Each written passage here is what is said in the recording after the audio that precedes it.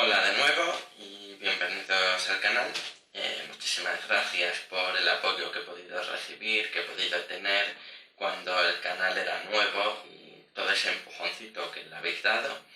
Y nada, quería comenzar con este vídeo que va a ser un poco distinto a la tónica que tengo pensada del canal, sobre todo porque surge de un debate y no es un vídeo que me estuviese preparando, porque el que estoy preparando ahora, que será el siguiente, es sobre las cárceles y sobre el delito y para qué sirven las cárceles, y no este que es específicamente de la piratería y el comunismo, y también vamos a mencionar al anarquismo, sobre todo a raíz de los debates que han surgido con PDF Comuna, que podéis seguirles, y anarquismo en PDF, que también tenéis que seguirles. Sobre todo quería abordarlo en la cuestión del comunismo y desde el marxismo, porque son los principales opositores los que más problemas tienen con respecto a la piratería, al crimen, delincuencia, etc. Y la interpretación que se hace muchas veces roza lo idealista, valiéndonos de la terminología marxista, sobre todo porque no hacen un análisis materialista de la situación, sino que lo hacen desde la individualidad, desocializando el delito o desocializando las condiciones materiales, y las individualizan y tienden a extraer al sujeto de todas las condiciones que le llevan a ejecutar el delito.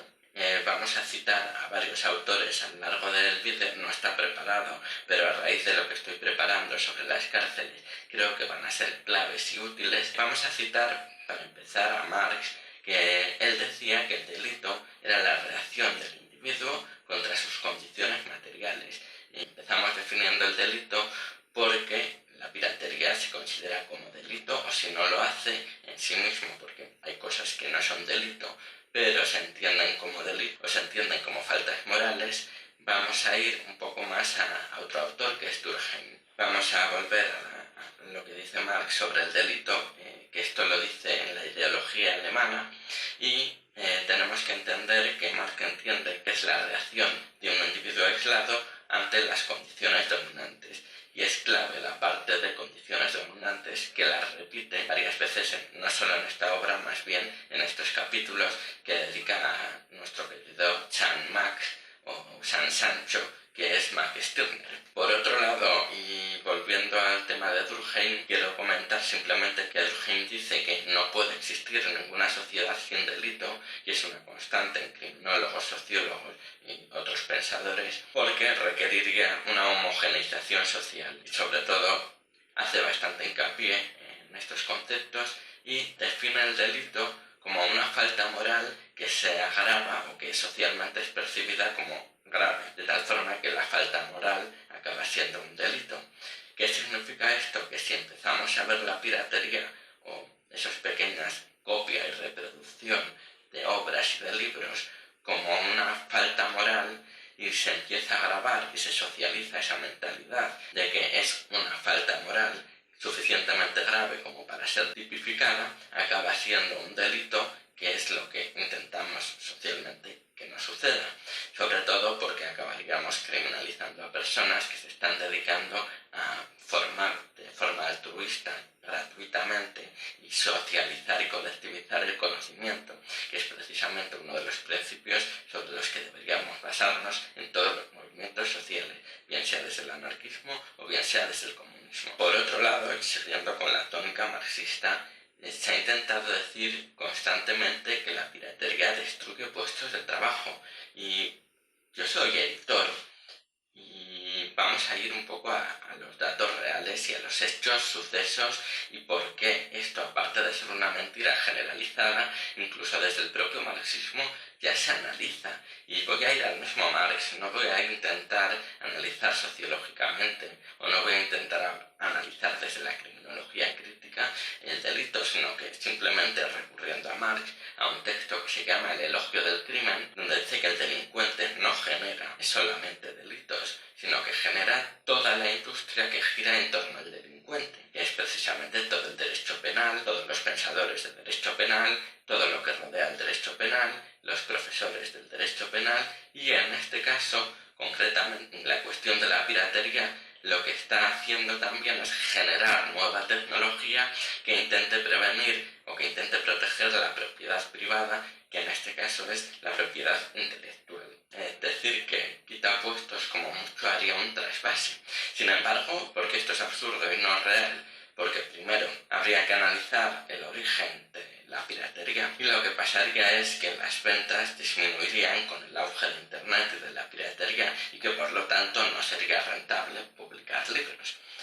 Ha habido muchos tweets a este respecto diciendo que solo podrían publicar los ricos, cuando es completamente absurdo. Si yo escribiese un libro, podría publicarlo, y si hay un interés generalizado por esa obra, las editoriales contactarían conmigo y publicaría el libro. Realmente las editoriales son empresas privadas cuyo interés es el beneficio y la extracción de plusvalor, como lo harían en este caso a través de mi obra, que la he publicado. Pero es más, justificar esta cuestión sin atender a las condiciones materiales, que es lo que hace que realmente los libros se compren o no se compren, como sucede que hasta 2008 todas las ventas de los libros van creciendo y hasta la crisis no empiezan a reducirse. Entonces podríamos decir que lo que sí que reduce las ventas de libros y reduce puestos de trabajo son las condiciones materiales, la pobreza y obviamente la posibilidad, todo el entorno material que nos rodea, que hace que en determinado momento podamos comprar libros y que cuando no hay dinero no se compren libros. ¿Qué pasa entonces? Que durante ese periodo no queremos formarnos. Evidentemente no. Lo que pasa es que no tenemos la posibilidad de comprar libros para formarnos. A nadie, de verdad, a nadie le gusta dejarse los ojos en la pantalla, en la retina, y decir, mira, soy pirata, estoy pirateando. A nosotros nos encantaría disponer de todos los libros en nuestra biblioteca particular, o que en las bibliotecas haya suficientes volúmenes como para poder ser prestados. Es más, yo mismo, y a mí me encanta tenerlos, y en todos los apuntes que de hecho por aquí tengo, siempre anoto la página a un lado para poder referirme al libro, o cuando quiera volver a leer el libro poder encontrar la página. Muchas veces cuando hago las lecturas cruzo muchas lecturas y me encanta poder disponer del libro sin tener que ir a la biblioteca de turno, porque además es muy incómodo. Y en las bibliotecas dependes también del horario. Yo particularmente leo por las noches, leo de 12 a 5 de la mañana, más o menos, y no todos los días, pero bueno, mi horario es nocturno. Entonces, el tema de las bibliotecas, aparte de no tener en cuenta las condiciones que hacen que podamos o no acudir a una biblioteca, porque recuerdo que gracias, o por desgracia más bien, del trabajo, tenemos horarios limitados. No podemos acudir a la biblioteca tanto como nos gustaría, y tampoco disponen de todos los volúmenes que nos gustaría, y muchas veces recurrimos a bibliotecas populares, ateneos, etcétera, que siempre nos pueden echar un cable y que tienen menos limitación temporal a la hora de prestar un libro. Con todo esto, creo que intento dejar más o menos claro que la piratería no destruye puestos de trabajo, sino que al contrario también los crearía. Lo que he mencionado antes, evidentemente, es que primero generaría nuevas publicaciones de libros en función de los intereses colectivos que vean las editoriales, que pueden beneficiarse económicamente. Si un libro es pirateado mucho, alguna editorial toma partido porque existe un interés general sobre ese libro y lo publica. Y muchas personas que no quieren destrozarse los ojos o que les ha interesado, lo comprarían. Una editorial que, por ejemplo, publica todos sus libros y que a la vez los tiene en físico, Traficantes de Sueño, que podríais decir, oye, pero es que si los publican no venderían. Es completamente mentira. De hecho, yo, que también soy graduado en marketing, puedo deciros de algunas plataformas de internet se han logrado los primeros discos de oro poniendo canciones gratuitas, de tal forma que la gente compraba las canciones que les gustaban, y al final conseguían mayores ventas incluso que las personas que publicaban discos y no liberaban sus canciones. El caso de Traficantes de Sueños es paradigmático, porque casualmente lo que hace, al menos como estrategia de marketing, no hay que verlo ni siquiera como estrategia anticapitalista, es simplemente que enseñando los libros la gente los compra. Es tener el acceso a una biblioteca virtual, que por otro lado la mayoría de las obras que han publicado Anarquismo en PDF y PDF son obras descatalogadas que llevan muchísimos años sin reeditarse y aunque se hayan reeditado, lo que están haciendo es contribuir a que esas obras se lean y se consuman. Si alguien, particularmente como escritor, lo único que quiere es que su obra sea vendida, entonces que me contraten, yo les hago un estudio de mercado, les digo cuáles son las temáticas que ahora lo están petando y simplemente les doy una guía de lo que tienen que escribir. Entonces, que no se llamen escritores, que se llamen comerciales de las letras. Así que yo no tendría, y además hay que entenderlo así, yo no tengo ningún problema en hacer ese análisis, en que luego las editoriales contraten, pero que entiendan que no son escritores. El escritor busca que su obra sea leída, sea conocida, busca transmitir algo, contar una historia, no vender muchos libros, porque de hecho, conociendo la industria editorial, podríamos decir que nadie vive de lo que escribe, excepto unos pocos, y que solo las editoriales viven de lo que las otras personas escriben. Solo muy poquitas personas pueden vivir de aquello que escriben, y esto es obvio. Los porcentajes que se llevan los autores rozan entre el 5 y el 15%. Generalmente están más cercanos al 5 que al 15, y de hecho muchísimas veces cobran 1 o 2 veces al año y son cantidades irrisorias que en todo caso, si alguien autopublica, podría vender más o menos, o podría ganar por libro más o menos unos 10 o 15 euros, que esto se traduce en que para tener un salario mínimamente decente tendrían que vender cerca de 10 o 15 libros al día, bueno, más o menos al día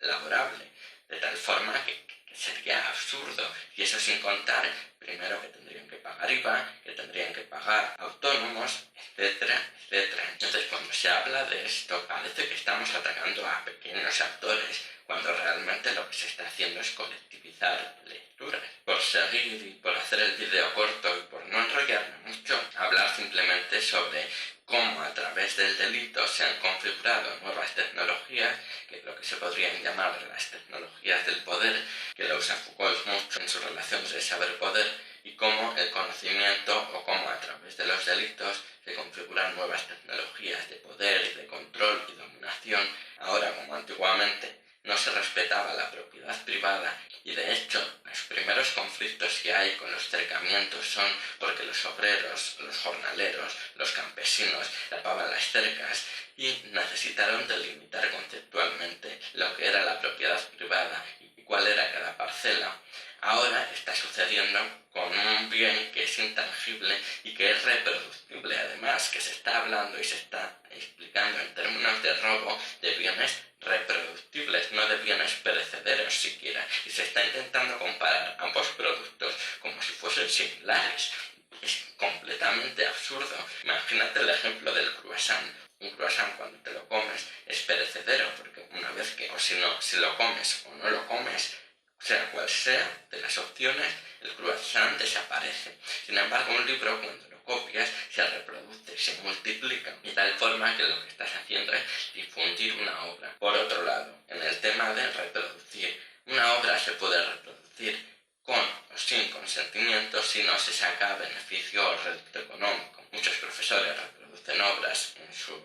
aulas sin el consentimiento del autor, simplemente cuando te reproducen una película en clase, nadie se levanta, se echa las manos a la cabeza y dice: ¡wow! Está violando los derechos de autor. No, lo que está haciendo es utilizar una obra para extraer una enseñanza, de tal forma que no se puede tipificar como delito que un profesor o que unas personas socialicen un conocimiento para que tú lo tengas disponible en caso de que quieras leerlo. Y con todo esto también hay que entender las condiciones materiales que forman y conforman y que hacen posible la piratería. Por un lado, Internet, por el otro, el acceso social y colectivo a Internet, y por otro, el conocimiento que se ha adquirido socialmente para que tú puedas acceder a Internet. Ese conocimiento no tiene propiedad en sí misma, lo que Marx llamaría el General Intellect, conocimiento común. Hay autores que lo usan de diversas formas. Ya de hecho está en los Grundrisse, y que es un concepto que se ha utilizado mucho para definir lo que es el capitalismo cognitivo, que precisamente trata de abordar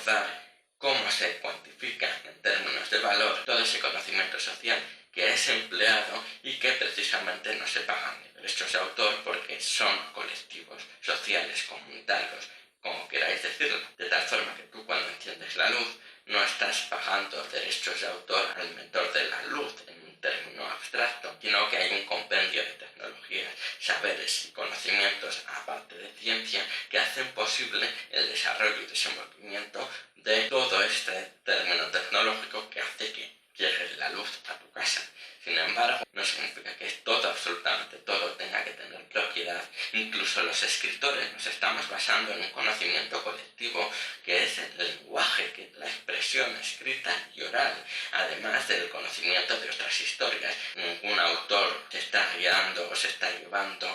a través de, por ejemplo, personajes mitológicos antiguos para describir su propio mundo de fantasía. Nadie ha utilizado a los elfos, a los orcos, a todas las figuras fantásticas o mitológicas que pueden desarrollar su historia. El general intellect es fundamental entenderlo, comprenderlo y desarrollarlo desde la perspectiva marxista para precisamente no utilizar argumentos de es mi libro, es mi historia, o simplemente empezar a valorar la vida común, la vida colectiva, y que, ojo, no os digo ni os incito a que dejéis de escribir, porque si fuese cierto el que con la piratería perdieseis el acceso a publicar, o que solo publicarían los ricos, entonces Blogger habría acabado con todos vosotros. Y Wattpad, aunque bueno, lleva una dinámica de monetización bastante heavy, habría acabado con vosotros. Y no, lo único que está haciendo es lanzaros. La piratería os puede lanzar, el copyleft os puede lanzar.